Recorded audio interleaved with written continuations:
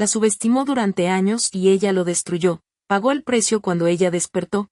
Pensó que nunca hablaría, un final que nadie vio venir. Valeria Cruz tenía 28 años cuando se sentó por primera vez en una sala de tribunal y entendió, con una claridad casi cruel, que la habían subestimado toda su vida. No solo su esposo, no solo su familia política, casi todos. Pero esa mañana todavía no era el final. Era apenas el principio del ajuste de cuentas. Años antes, Valeria había salido de Riverton, un pueblo pequeño donde todos se conocen y las ambiciones suelen morir antes de crecer. Hija de padres trabajadores, aprendió desde niña que el dinero no era abundancia, sino disciplina, ahorro, paciencia, sacrificio. Mientras otros soñaban con escapar, ella planeaba cómo hacerlo. Su oportunidad llegó cuando fue aceptada en la Universidad Northridge, en la ciudad de Hamilton, para estudiar contabilidad y finanzas. Allí fue donde conoció a Andrés Montenegro. Andrés no entraba en una habitación. La conquistaba. Hijo de una familia influyente, estudiante de derecho, seguro de sí mismo hasta la arrogancia. Cuando se acercó a Valeria en una cafetería universitaria, ella estaba rodeada de libros, resolviendo ejercicios financieros. Tienes talento, le dijo, sin presentarse, solo te falta dirección. En ese momento, Valeria sonrió. Pensó que era un halago. No entendió que esa frase contenía toda la dinámica de su futura relación. Andrés la llevó a un mundo que ella solo conocía por películas, restaurantes caros, fines de semana improvisados, casas elegantes, gente que hablaba de inversiones como si fueran anécdotas, y poco a poco, también empezó a corregirla. Su ropa, sus amigos, sus gustos. Podrías aspirar a más, le decía. Yo puedo ayudarte. Valeria creyó que era amor. No vio que era superioridad disfrazada de apoyo. Cuando se casaron y se mudaron a Altos de Belmont, Valeria pensó que había llegado a la cima, no sabía que había entrado en una jaula invisible, hecha de lujo, control y desprecio silencioso. Mientras Andrés crecía socialmente, Valeria empezaba a desaparecer, hasta que algo dentro de ella, muy profundo, se negó a morir. Y esa parte, la que él nunca vio, ya estaba despierta. Durante los primeros años de matrimonio, Andrés Montenegro se esforzó por construir una imagen impecable, no solo para los demás, sino para Valeria. Era atento en público, exitoso en el trabajo, correcto con las palabras exactas, sabía qué decir y cuándo decirlo, y eso, para alguien como Valeria, que venía de un mundo donde todo se ganaba con esfuerzo, resultaba tranquilizador. Vivían en Altos de Belmont, un barrio exclusivo donde las casas parecían más grandes por fuera que por dentro, y donde la cordialidad siempre llevaba una dosis de competencia silenciosa. Andrés encajaba perfecto, saludaba con seguridad, hablaba de casos importantes, de contactos influyentes, de oportunidades que se estaban abriendo. Valeria, en cambio, observaba más de lo que hablaba. Al principio, Andrés celebraba eso. Me gusta que seas discreta, le decía, no como esas mujeres que necesitan llamar la atención. Valeria lo tomó como un cumplido. Con el tiempo, esa discreción empezó a convertirse en expectativa. Andrés empezó a decidir qué reuniones eran convenientes y cuáles no, a qué eventos debían asistir juntos y a cuáles Valeria podía ir sola, si es que iba. Siempre había una razón lógica: imagen, tiempo, prioridades. No es que no confíe en ti, aclaraba, es que este mundo es distinto, yo lo conozco mejor. Valeria comenzó a adaptarse, no porque se sintiera obligada, sino porque quería acompañarlo, quería ser parte de su crecimiento, y sin darse cuenta, empezó a dejar el suyo en pausa. Andrés fue quien le sugirió que no trabajara de inmediato. No lo necesitamos ahora, dijo, además, con mis ingresos, puedes tomarte tu tiempo. Valeria aceptó, pensó que sería algo temporal, que volvería a ejercer cuando todo estuviera más estable. No vio el detalle clave: no tener ingresos propios la hacía dependiente. Los días empezaron a parecerse demasiado entre sí. Valeria organizaba la casa, asistía a compromisos sociales, escuchaba historias de juicios y acuerdos que no le interesaban del todo. Andrés hablaba, ella sentía. Andrés decidía, ella confiaba. Y cada tanto, aparecía un comentario: esa amiga tuya no encaja mucho en este ambiente. No creo que entiendas bien estos temas financieros. Déjame eso a mí. No te preocupes, yo me encargo. Nada de eso sonaba agresivo, pero todo sumaba. Valeria empezó a sentirse incómoda cuando hablaba de sus propios logros, como si no fueran relevantes, como si su inteligencia fuera útil solo cuando apoyaba la de Andrés, cuando intentaba opinar sobre inversiones o gastos. Él la corregía con una sonrisa paciente. Confía, decía, para eso soy abogado. Esa frase se volvió recurrente. En reuniones, Andrés hacía chistes sutiles sobre Valeria. Ella es la organizada, comentaba. Yo pienso, ella anota. Las risas eran suaves, nadie notaba la herida, pero Valeria sí. Empezó a sentir que ocupaba un lugar decorativo en su propia vida, que todo lo que había sido antes la estudiante brillante, la joven ambiciosa de Riverton, estaba quedando enterrado bajo una capa de comodidad que no había elegido del todo. Una noche, mientras se miraba al espejo antes de dormir, se preguntó algo que la inquietó profundamente. ¿Cuándo fue la última vez que tomé una decisión solo por mí? No recordó la respuesta. Andrés dormía tranquilo, seguro de que todo estaba bajo control, convencido de que Valeria lo necesitaba más de lo que él la necesitaba a ella. No sabía que, incluso dentro de esa jaula dorada, algo en Valeria seguía despierto, observando, analizando, guardando silencios. Porque las personas acostumbradas a los números no olvidan los detalles. Y las que han sido subestimadas aprenden a esperar. La jaula ya estaba cerrada, pero la llave aún no había sido girada. El desprecio de Andrés Montenegro nunca fue ruidoso. No gritaba, no insultaba, no levantaba la voz. Y precisamente por eso, era tan difícil de señalar. Comenzó en reuniones sociales, casi como un juego, comentarios ligeros, dichos con una sonrisa encantadora, que hacían reír a los demás y dejaban a Valeria con una sensación incómoda que no sabía cómo explicar. Valeria es increíble con los números, siempre y cuando no sean importantes, dijo una noche, levantando su copa de vino. Las risas fueron suaves, educadas, nadie vio crueldad ahí, nadie, excepto Valeria. Ella sonrió, como había aprendido a hacerlo. En otro evento, cuando un empresario preguntó a qué se dedicaba a ella, Andrés respondió antes de que Valeria pudiera abrir la boca. Se ocupa de la casa, dijo, yo me encargo del resto. Valeria sintió un vacío breve en el pecho, no porque fuera mentira, sino porque no era toda la verdad, pero corregirlo habría parecido innecesario, incluso incómodo, así que volvió a callar. Andrés se volvió experto en eso, hablar por ella. En privado, cuando Valeria intentaba expresar incomodidad, él lo minimizaba. No exageres, decía, solo estaba bromeando. Tienes que aprender a reírte de ti misma. La gente te aprecia más cuando no te tomas tan en serio. Cada frase parecía razonable, cada una la hacía dudar un poco más de su sensibilidad. El desprecio elegante no busca herir de golpe, busca desgastar. Andrés también empezó a comparar, nunca de forma directa, siempre con sutileza. La esposa de Ramírez sí entiende este ambiente, comentó una vez, sabe moverse, sabe cuándo hablar. Valeria entendió el mensaje. En casa, la dinámica se volvió aún más desigual. Andrés llegaba tarde, hablaba de su día sin preguntar por el de ella, tomaba decisiones económicas sin consultarla. Cuando Valeria cuestionaba algo, él suspiraba con paciencia fingida. Esto es complicado, le decía, no quiero cargarte con cosas que no necesitas entender. Esa frase la hirió más que cualquier grito. Porque Valeria sí entendía, lo había estudiado, lo había vivido. Pero Andrés había decidido que su inteligencia era incómoda, no útil. Una noche, durante una cena importante, Valeria intentó intervenir en una conversación sobre inversiones. Habló con calma, con datos claros. El silencio que siguió fue incómodo. Andrés sonrió rápido. Mi esposa es muy aplicada, dijo. Disculpen, le gusta acaparar la atención. La humillación fue limpia, precisa, irreversible. Valeria no dijo nada durante el resto de la noche. Observó, escuchó, registró cada gesto, cada mirada cómplice, cada asentimiento automático de quienes preferían no incomodar al anfitrión.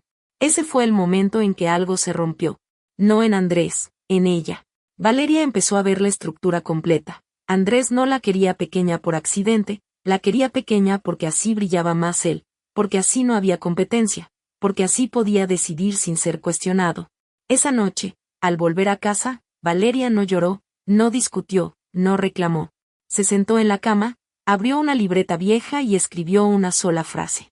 Si me tratan como si no existiera, empezaré a observar como si no me vieran. Desde ese día, Valeria dejó de intentar explicarse, dejó de defenderse, dejó de corregir, y comenzó a hacer algo mucho más peligroso, pensar.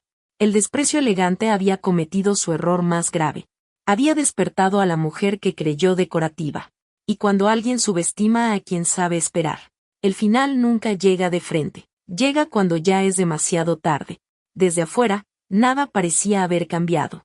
Valeria seguía siendo la esposa discreta de Andrés Montenegro, acompañaba a eventos cuando era necesario, sonreía lo justo, hablaba poco, en casa, mantenía la rutina impecable que Andrés daba por sentada. Todo estaba en orden. Demasiado en orden. Pero por dentro, Valeria ya no era la misma mujer. Había dejado de reaccionar, había dejado de justificarse, y sobre todo, había dejado de confiar. El silencio que antes la protegía del conflicto ahora se había transformado en una herramienta. Valeria observaba con una atención nueva, casi quirúrgica, escuchaba conversaciones que antes ignoraba, prestaba atención a nombres, horarios, excusas repetidas, no hacía preguntas innecesarias, no mostraba curiosidad, sabía que la curiosidad despierta sospechas. Andrés, confiado, empezó a bajar la guardia. Hablaba por teléfono en su presencia sin preocuparse demasiado, salía con más frecuencia, tenía reuniones impostergables que aparecían de la nada. Valeria asentía, como siempre, pero ahora, en lugar de olvidar, registraba. Empezó a notar patrones. Los martes llegaba tarde. Los jueves apagaba el teléfono durante horas. Los fines de semana inventaba compromisos que nunca coincidían con eventos reales. Valeria no confrontó, no lloró, tampoco pidió explicaciones. Hizo algo mucho más inteligente. Retomó lo que Andrés creía que ella había abandonado, su mente analítica. Empezó a revisar cuentas domésticas con más detalle, no buscaba errores, sino movimientos, pagos duplicados, gastos que no encajaban con la vida que llevaban, restaurantes en zonas que ella no frecuentaba, hoteles que Andrés nunca mencionaba. Nada era concluyente por sí solo, pero todo junto contaba una historia. En paralelo, Valeria volvió a estudiar, no lo anunció, no lo compartió, cursos online de finanzas, legislación patrimonial, administración de activos. Aprendía de noche, cuando Andrés dormía, convencido de que su esposa no tenía ambiciones propias.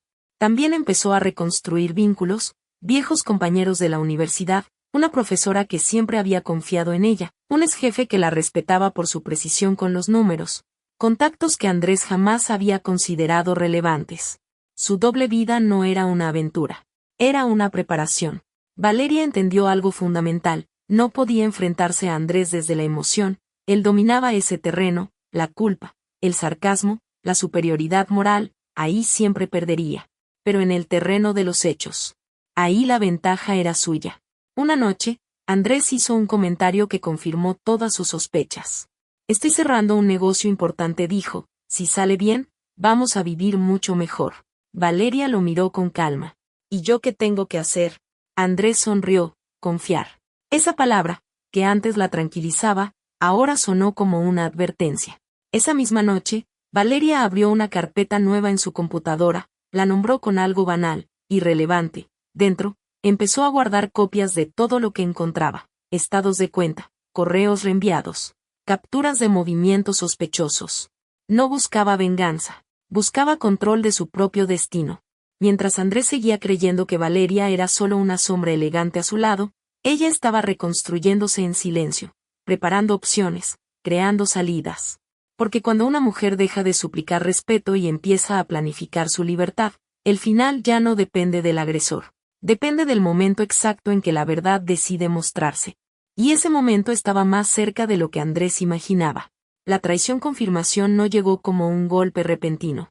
Llegó como una sucesión de pequeñas certezas que, juntas, ya no dejaban espacio para la negación.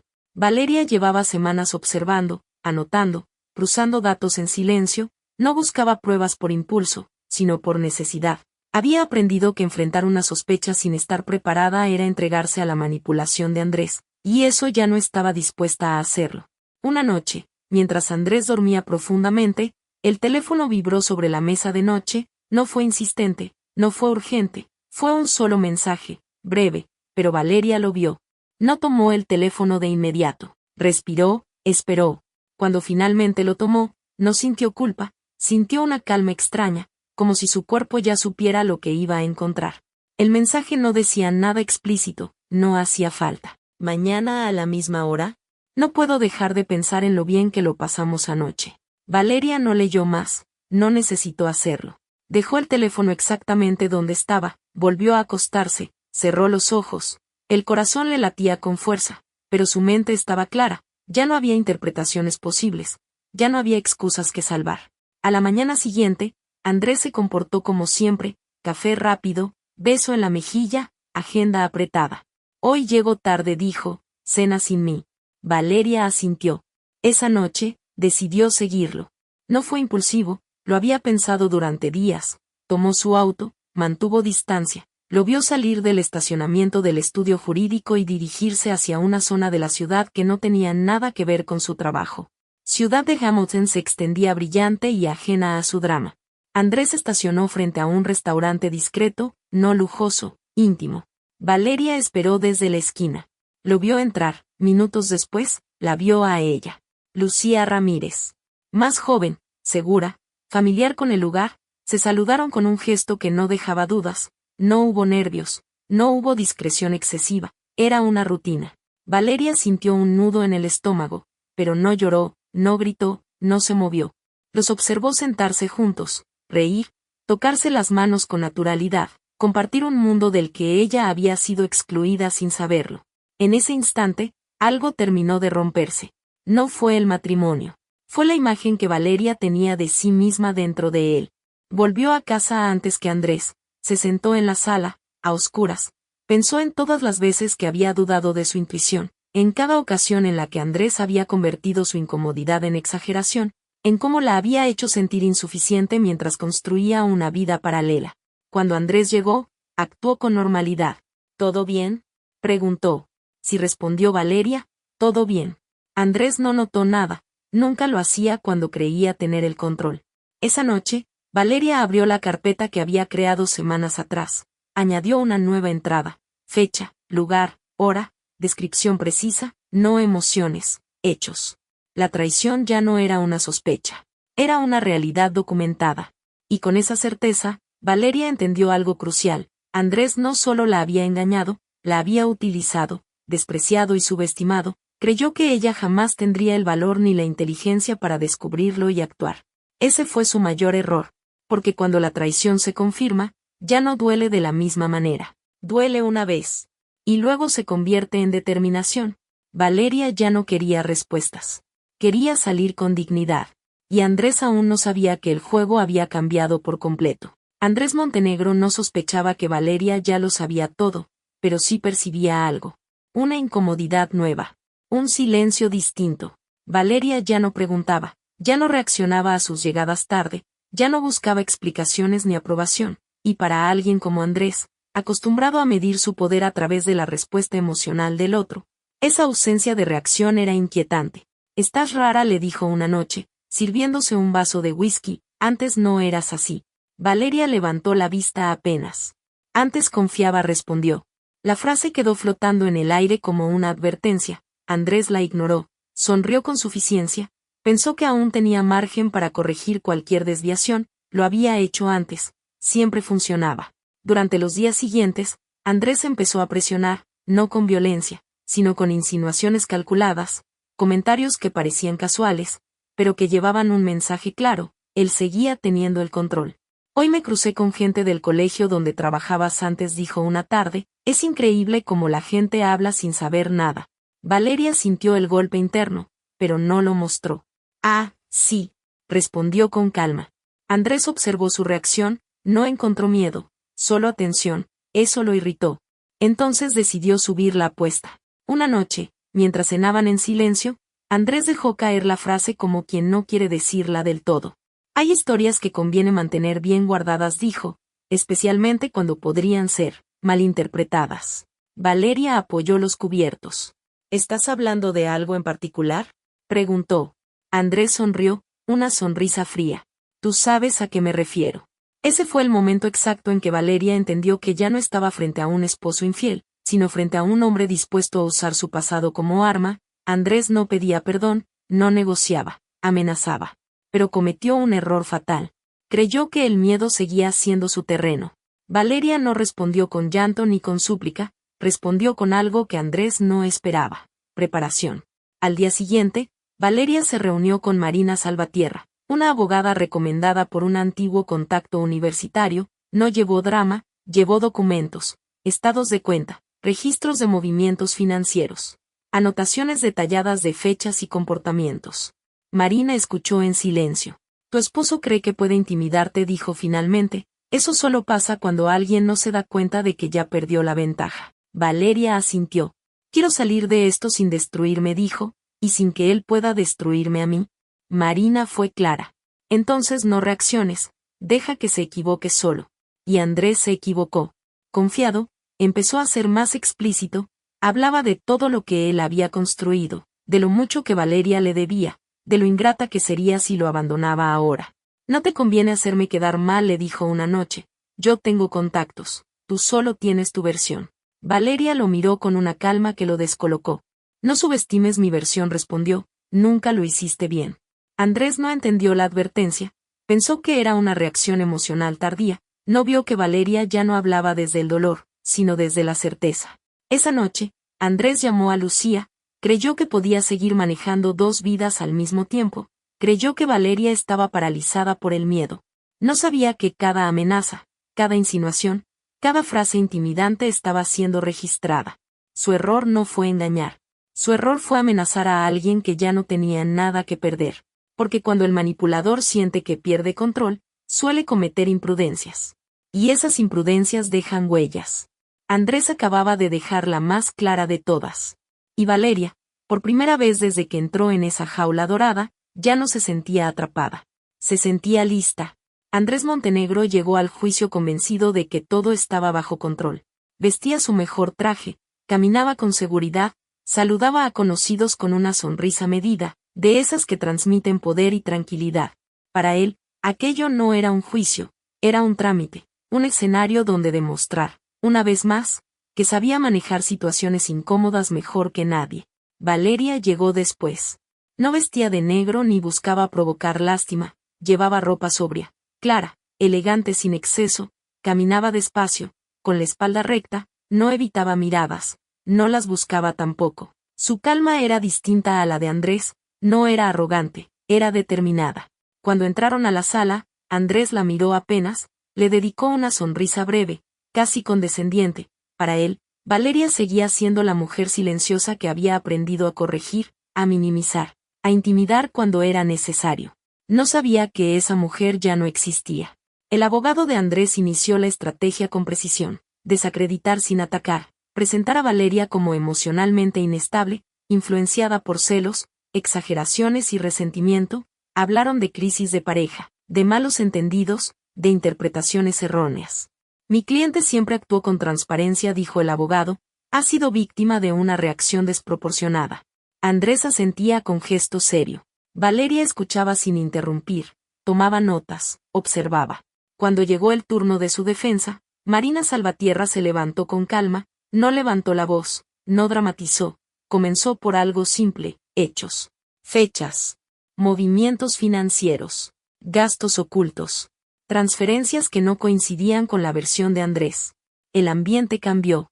Marina presentó pruebas de la doble vida, reservas de hotel, pagos repetidos en el mismo restaurante, movimientos bancarios vinculados a cuentas que Valeria nunca había autorizado de forma consciente. Andrés frunció el ceño por primera vez. No estamos aquí para juzgar una infidelidad, dijo su abogado rápidamente, eso es un asunto privado. Marina asintió. Exactamente, respondió, estamos aquí para hablar de abuso de confianza y manipulación patrimonial. Esa palabra cayó pesada en la sala. Andrés se removió en su asiento. Cuando fue llamado a declarar, habló con soltura, usó el tono de siempre, seguro, razonable, se presentó como un esposo que cargó con todo, que intentó proteger a una mujer que, según él, se había vuelto impredecible. Yo solo quise evitarle preocupaciones, dijo, ella siempre fue sensible. Valeria lo miró sin emoción. Cuando le tocó a ella, se levantó despacio, no temblaba. Confié, dijo, y esa confianza fue utilizada para excluirme, mentirme y amenazarme cuando empecé a preguntar. No habló de amor, no habló de traición emocional, habló de control. Relató, con fechas y ejemplos, cómo Andrés había tomado decisiones sin consultarla, cómo había usado su pasado y su reputación como arma, cómo había intentado intimidarla para que no lo dejara. La jueza escuchó con atención. El momento decisivo llegó cuando Marina presentó un audio, no largo, no editado, Una conversación donde Andrés, con voz clara, insinuaba las consecuencias de hacer ruido y arruinar carreras. Andrés se quedó rígido. Ese audio no estaba en su cálculo. Por primera vez, el hombre que siempre había tenido el control del discurso perdió la palabra. Su abogado pidió una pausa, la jueza la concedió, pero su mirada ya había cambiado. Andrés creyó que el juicio sería una formalidad. No vio que, mientras él jugaba a ganar por imagen, Valeria había jugado a ganar por verdad. El juicio no terminó ese día, pero algo quedó claro. La balanza ya no estaba de su lado. Y cuando un hombre acostumbrado a dominar se da cuenta de que ya no manda, la caída suele ser tan pública como inevitable. La revelación no ocurrió de golpe, ocurrió en capas. Y cada capa arrancó algo que Andrés Montenegro creía intocable. Durante días después de la audiencia, el caso dejó de ser un asunto privado, no apareció en titulares escandalosos ni en portadas llamativas, pero empezó a circular donde más le dolía a Andrés, en su círculo, entre colegas, socios, clientes. Personas que antes le daban la mano con admiración y ahora lo hacían con cautela. Las preguntas comenzaron a llegar disfrazadas de interés. ¿Todo bien con el juicio? Escuché algo raro, nada grave, ¿no? Supongo que se aclarará. Andrés respondía con frases medidas, con la sonrisa correcta, con la seguridad ensayada de quien cree que todavía controla la narrativa, pero algo había cambiado, las miradas ya no eran de respeto automático, eran de evaluación. El golpe más fuerte llegó cuando uno de sus socios más antiguos pidió revisar ciertos acuerdos. No acusó, no confrontó, solo pidió distancia. Es por protocolo, dijo, nada personal.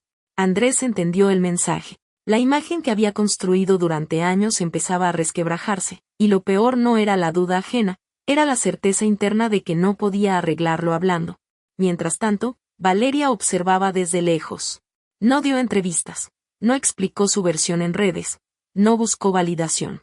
Siguió con su vida como si nada extraordinario estuviera ocurriendo, y esa normalidad fue, paradójicamente, lo que más llamó la atención. No había histeria, no había venganza, solo coherencia. Una tarde, Andrés recibió un mensaje que lo descolocó por completo. Era de Lucía Ramírez. Creo que ya no es buena idea que sigamos viéndonos. No hubo reproches, no hubo despedidas largas, solo distancia. Lucía había entendido algo antes que él. Cuando un hombre pierde el control de su imagen, pierde también su atractivo para quienes estaban allí por conveniencia. Andrés intentó llamarla, no respondió. Esa noche, solo en la casa que antes compartía con Valeria, se miró al espejo y no se reconoció, no por culpa, por humillación. Por primera vez, no podía culpar a nadie más. El siguiente golpe fue público. Un medio especializado publicó una nota breve, casi técnica, sobre un caso en curso por abuso de confianza y manipulación patrimonial dentro de una relación conyugal. No mencionaba nombres completos, pero el entorno lo entendió todo. Las invitaciones a eventos disminuyeron, las llamadas se volvieron escasas, la reputación, ese escudo invisible que siempre lo había protegido, ya no funcionaba.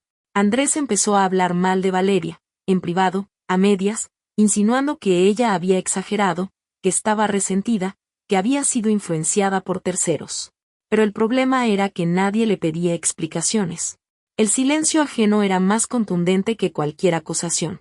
Mientras Andrés se encerraba en su propio resentimiento, Valeria daba un paso que él jamás creyó posible. Retomó su carrera profesional con visibilidad, asistió a conferencias, volvió a hablar de números, de estrategia, de gestión. Personas que nunca la habían escuchado hablar más allá de lo social empezaron a descubrir quién era realmente. Y eso fue devastador para él, porque Andrés no solo estaba perdiendo un juicio, estaba perdiendo el relato.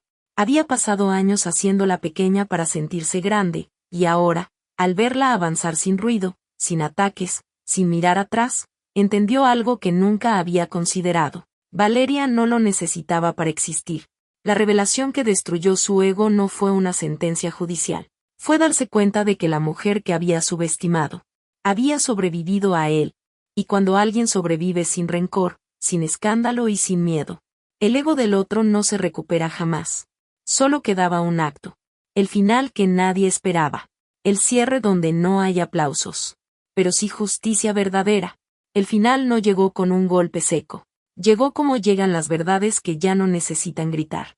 La sentencia se dictó un mes después, en una sala mucho más pequeña y sin público. No hubo discursos largos ni dramatismo, Solo una resolución clara, técnica, implacable. El tribunal reconoció el abuso de confianza, la manipulación patrimonial y el intento de intimidación como parte de un patrón sostenido. Andrés Montenegro perdió más que un juicio. Perdió control sobre los bienes compartidos. Perdió credibilidad profesional. Y, sobre todo, perdió la posibilidad de volver a imponer su versión. Cuando salió del edificio, nadie lo esperaba, no había prensa, no había aliados, solo un hombre caminando solo, con el eco de su propio nombre ya sin peso. Valeria no estuvo presente. No necesitaba estarlo. Ese mismo día, a kilómetros de distancia, Valeria Cruz firmaba otro documento. No era una demanda, no era un reclamo, era un contrato profesional, el primero de muchos. Había aceptado una oferta para asesorar a una firma financiera independiente, una que había seguido su trabajo en silencio y había entendido algo que Andrés nunca vio. Ella siempre había sido brillante. Valeria cerró el archivo, guardó la carpeta y salió a caminar. La ciudad seguía su ritmo, nadie la señalaba, nadie la miraba con lástima, y eso le confirmó algo esencial: había hecho lo correcto. Días después, recibió un último mensaje de Andrés, no una amenaza, no una disculpa, solo una frase breve. Nunca pensé que llegarías tan lejos, arruinaste toda mi vida, por tu culpa lo perdí todo. Valeria lo leyó una sola vez. No respondió. Lo eliminó. No porque no tuviera palabras, sino porque ya no tenía nada que explicarle. El verdadero cierre llegó una tarde tranquila, sentada frente a una ventana, revisando números, planes, posibilidades. Valeria se detuvo un momento y pensó en la mujer que había llegado desde Riverton creyendo que debía adaptarse para encajar, en la esposa que había aprendido a callar para no incomodar, en la sombra elegante que otros habían confundido con debilidad. Y sonrió, no con orgullo exagerado, con paz. Valeria no ganó porque Andrés perdió, ganó porque dejó de traicionarse. Entendió que el lujo sin voz es una jaula, que el amor que reduce no es amor, y que el silencio, cuando se elige por miedo, destruye, pero cuando se elige por estrategia, libera. Nunca buscó venganza, nunca expuso de más, nunca gritó su verdad. Simplemente caminó hacia adelante y dejó que la realidad hiciera el resto. Y si alguien preguntara hoy qué fue lo que realmente pasó en esa historia, la respuesta no estaría en el juicio ni en los documentos. Estaría en algo mucho más simple. Una mujer fue subestimada. Aprendió a observar. Y cuando habló, ya era demasiado tarde para detenerla. Ese fue el final que nadie vio venir. Y también, el único final posible. Si te gustó la historia, suscríbete y activa la campanita para no perderte el próximo video.